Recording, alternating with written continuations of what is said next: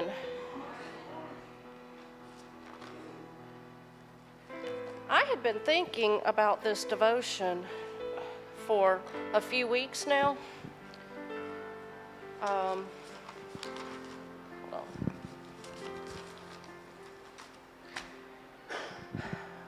Wednesday, those of you who are here Wednesday, y'all are going to think I'm copying from Kenny, but I am not. I wrote mine down first. It's the same verses, but it's a different message.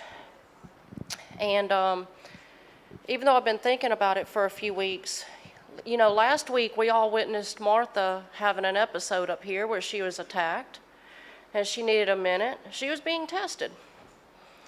So that was confirmation to me that the Lord wants this message out there. So as parents, there's a lot of things we, for years and years on end, we tell our kids. We repeat the same thing over and over. One of those things is, go do your homework. You got a test coming up. You need to study. You got to pass that test. Guess what? We got tests. Are we studying? Are we going to pass those tests? If we're not reading, if we're not learning, we're not going to pass those tests. You think she passed her test because she don't know the Bible? No. So, where am I at? Matthew 4, 1 through 10. Then was Jesus led up of the Spirit into the wilderness to be tempted of the devil. And when he had fasted 40 days and 40 nights, he was afterward and hungered.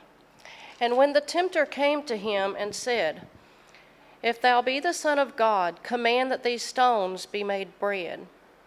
And he answered and said, It is written, Man shall not live by bread alone, but by every word that proceedeth out of the mouth of God. Second temptation. When the devil taketh him up into the holy city, and setteth him on a pinnacle of the temple, and saith unto him, If thou be the Son of God, cast thyself down, for it is written, He shall give his angels charge concerning thee, and in their hands they shall bear thee up, lest at any time thou dash thy foot against a stone. Jesus said unto him, It is written again, Thou shalt not tempt the Lord thy God. The third temptation. Again, the devil taketh him up into an exceeding high mountain, and showeth him all the kingdoms of the world, and the glory of them, and said unto him, All these things will I give thee, if thou wilt fall down and worship me. And Jesus said unto him, Get thee hence, Satan, for it is written, Thou shalt worship the Lord thy God, and him only shalt thou serve. So, if the devil will tempt Jesus and the pastor when she's in the middle of a sermon, what makes you think he won't tempt you too? We get tested every single day. The Lord tests us for good things, the devil for bad. Matter of fact, I looked up the difference between testing and temptation, but the biblical definition.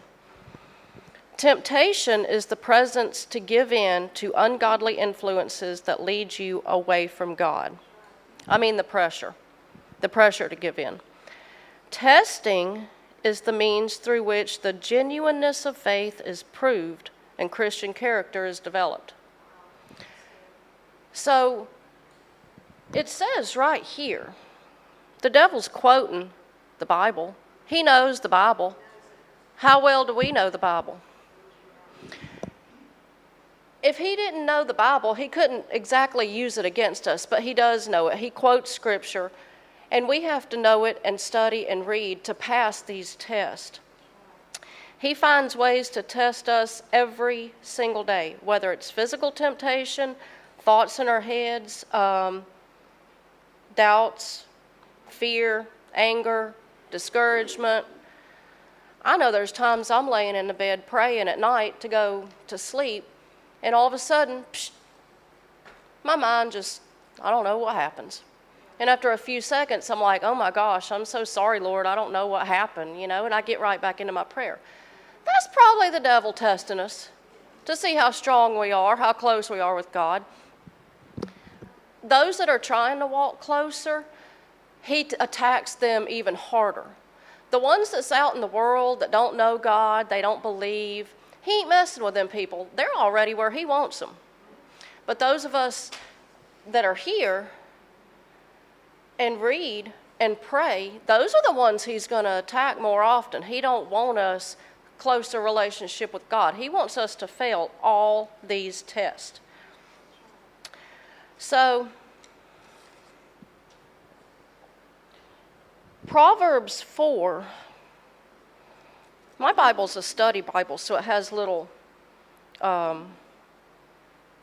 forget the word. Anyway, it says, Father gets wisdom. I guess it's little titles or whatever. Proverbs 4 says, Father gets wisdom. Get wisdom, get understanding, forget it not, neither decline from the words of my mouth. Verse 7 says, wisdom is the principal thing, therefore get wisdom, and with all thy getting, get understanding. If we don't get wisdom and read and study, we are not going to pass none of these tests. So, I know as a kid, I didn't really care to read much. My kids didn't really care to read much, but they have to. They have to study their homework and do the work to pass their test in school. We need to lead by example and do our homework and study to pass the test.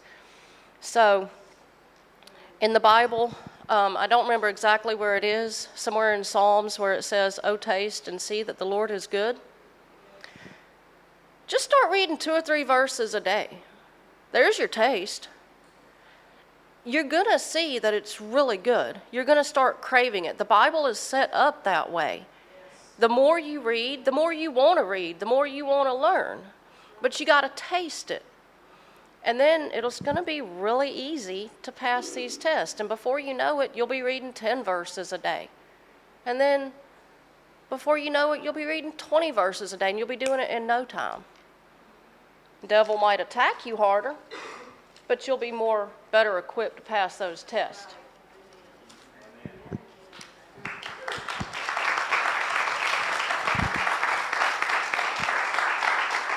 Praise team, it's time for y'all.